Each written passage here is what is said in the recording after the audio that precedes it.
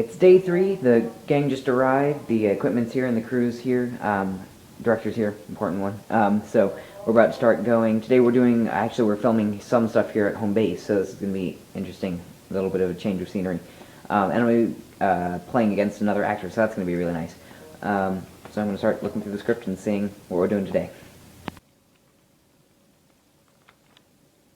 Well, I've got my lines all memorized, which really isn't very impressive because there aren't any lines in this scene.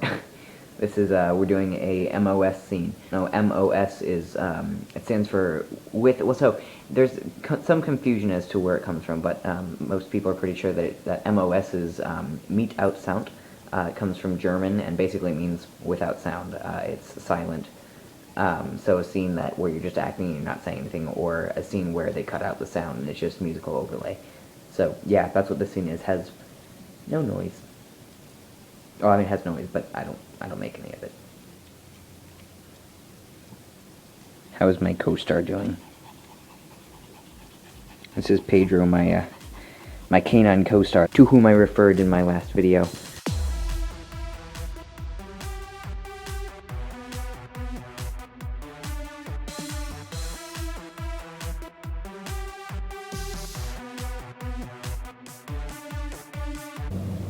I found a ukulele. Look for the bare necessities, the simple bare necessities. Forget about your worries and your strife. I mean the bare necessities. That means a bear can rest at ease with just the bare necessities of life. Quick wardrobe change. Just note, if you're doing a film that goes over a whole bunch of days, you're going to have a whole bunch of wardrobe changes. I've done like 5 wardrobe changes already today, and we've only done a couple of scenes. One wardrobe.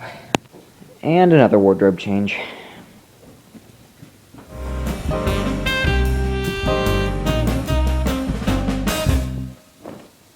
So, I just finished up another scene on the movie. I just figured I'd talk about it a little bit. The scene that I just did is a really emotional scene. He gets a phone call with drastic news, and the request was to cry. So I just wanted to talk about that. For me, there are a whole bunch of different ways of crying on cue, and I'm actually going to put some links down in the description for videos that I found very helpful. Also, it's raining outside, which made it a lot easier. It just kind of gives the right mood. But so here are the steps that I went through. I basically, I spent some time, well, actually, first, I spent some time exercising, just like running around the house and high knees and, doing jumping jacks and such, just to get adrenaline moving and get a whole, I think it's endorphins? That sounds right. Get the chemicals in your body into the right mood, if you will. So you get your exercise, that gets your bodily chemical balance closer to what it ought to be, and just gets you a little bit more excited, closer to what you would be if you had terrible news. And then I spent some time just walking around the house, getting into character and thinking about what the character would go through, and just waving to my director, getting into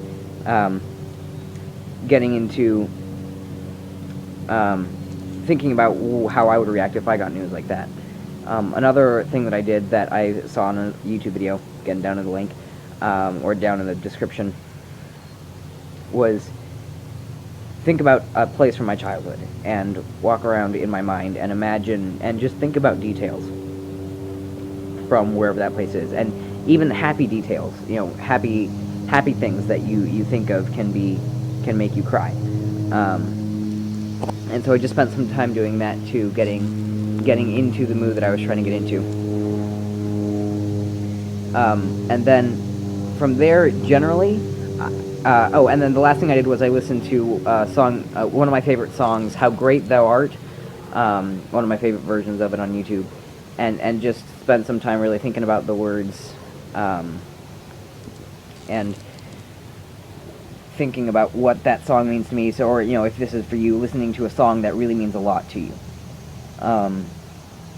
And that often will get you in the right mood, get you prepared for the scene, so you can get to that emotional state where you need to.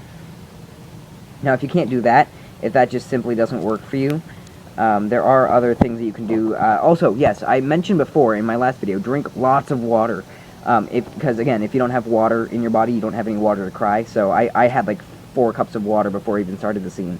And I'd been drinking throughout the day as well. Not alcohol. I'd been drinking water.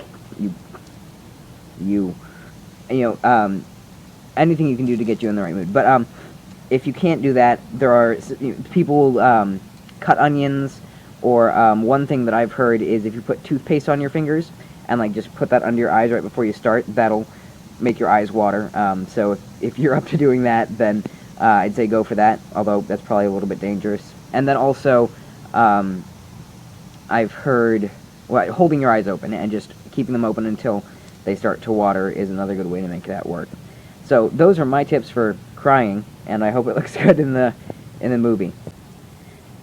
And another note, before you start crying, before you get into that mood, make sure you get into character, whatever physical attribute, something physically that links in your mind to being in character. Because if you don't do that, you can't, it's really hard to get out of character. Anne Hathaway, so when she was in Les Mis, she played a terribly mistreated and beaten down character. And she said she had a lot of trouble getting out of that character because she spent so long in it and didn't intentionally break that character. So even if you're just in a small crying scene, make sure you get into character, and make sure you realize this is not you before you start, and then once you're done with the scene, make sure you get out of that character again so you don't get stuck in that kind of depressing stage.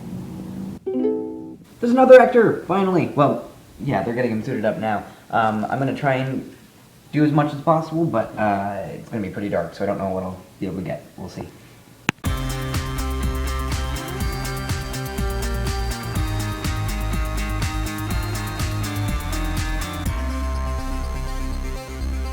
Oh goodness, that is too scary.